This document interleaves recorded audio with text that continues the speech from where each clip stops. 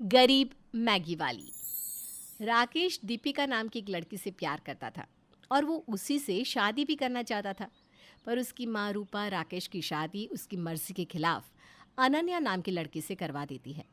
अनन्या से शादी करने के बाद राकेश इस ज़बरदस्ती के रिश्ते को 3 साल निभाता है और एक दिन अनन्या के लिए एक चिट्ठी छोड़कर चला जाता है।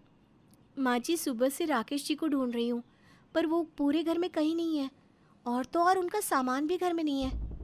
ये तो क्या बोल रही है बहू? राकेश यहीं कहीं होगा।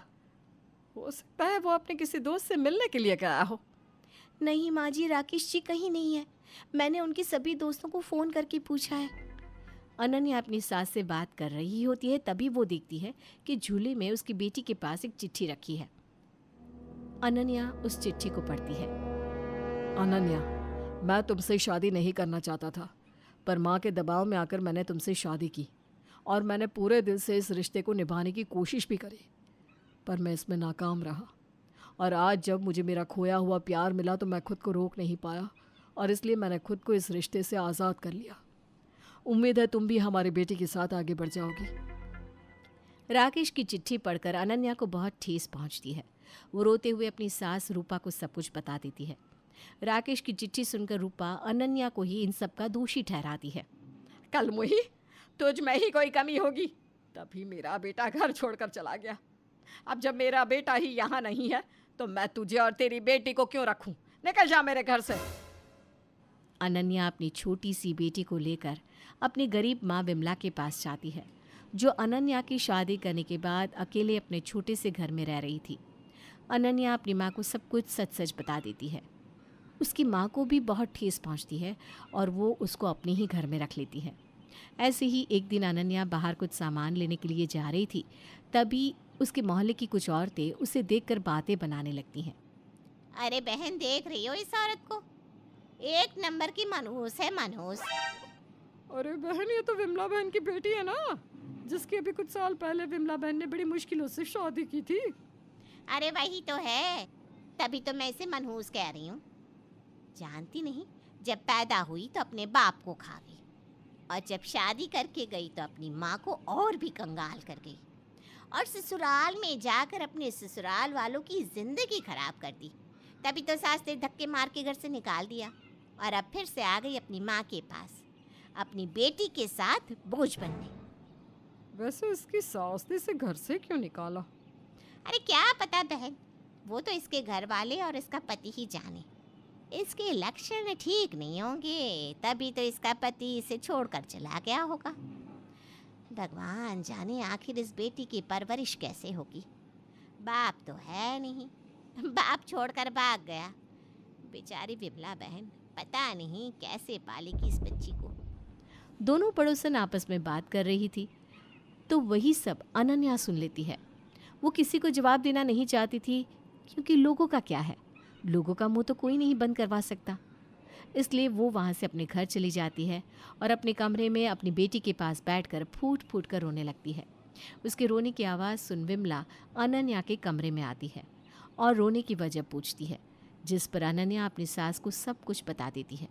ये सुनकर विमला दुखी होकर अनन्या से कहती है, बेटा, हो सके तो मुझे माफ़ कर दे। मेरी वजह से आज तेरी ज़िंदगी बर्बाद हुई है, साथ ही मेरी इस छोटी सी नातिन के भविष्य पर भी बात आन पड़ी है। नहीं नहीं मम्मी, ऐसा नहीं है। आपने तो अच्छा सोचकर ही मेरी शादी इनसे करवाई, लेकिन मेरी किस्मत में शायद पति का प्यार लिखा ही नहीं था।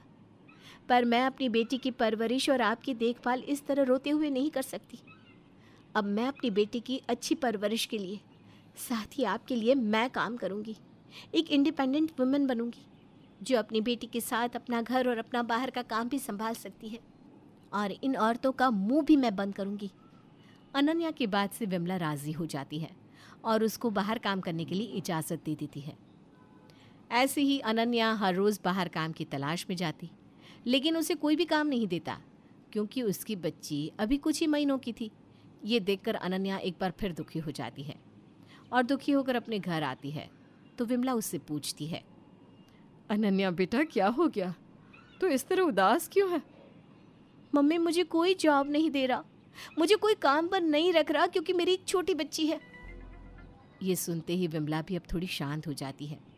तभी अनन्या के कान में एक आवाज़ आती है। भेलपुरी ले लो, भेलपुरी। ए भैया मुझे चाहिए, ये भेलपुरी वाला आया। हे भेलपुरी, भेलपुरी वाला आया। आवाज़ें सुनकर अनन्या बाहर आती है और देखती है कि भेलपुरी वाला आया है और बच्चे चिल्लाते हुए भेलपुरी वाले के पास गए हैं और उस भेलपुरी वाले के छोटे से ठेले पर बहुत ही ज़्यादा भीड़ लगी हुई है। ये देखकर अनन्या अपनी माँ से कहती है, मम्मी मैं सबसे अच्छा खाने में क्या बनाती हूँ? मुझे तो तेरे हाथ की हर एक चीज़ लाजवाब लगती है, पर तू ऐसा क्यों पूछ रही है बेटा? मम्मी वो देखो भेलपुरी वाले को, उसके पास कितनी भीड़ लगी है।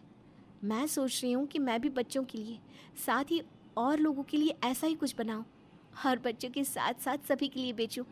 इस तरह पब्लिक भी खुश हो जाएगी और मेरी बिक्री भी हो जाएगी, साथ ही मेरा घर भी चल जाएगा। पर बेटा आखिर तू क्या बेचेगी? हमारे पास तो बेचने के लिए कुछ भी नहीं है। मम्मी मैंने मार्केट में हर एक चीज़ देखी है सिवाय मैगी के।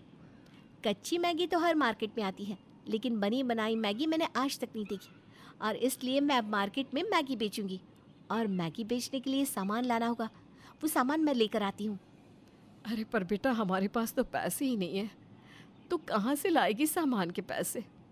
मम्मी मेरे पास कुछ गहने रखे हुए हैं, मैं उन गहनों को बेच दूंगी और मैगी बनाने का सामान और साथ ही मैगी भी लेकर आऊंगी। अब क्या था, अनन्या अपने कुछ गहनों को बेच देती है और मैगी बनाने का सामान ले आती है, जिसके बाद अनन्या मैगी को बना बना कर अपने घर के बाहर बेचने लगती है।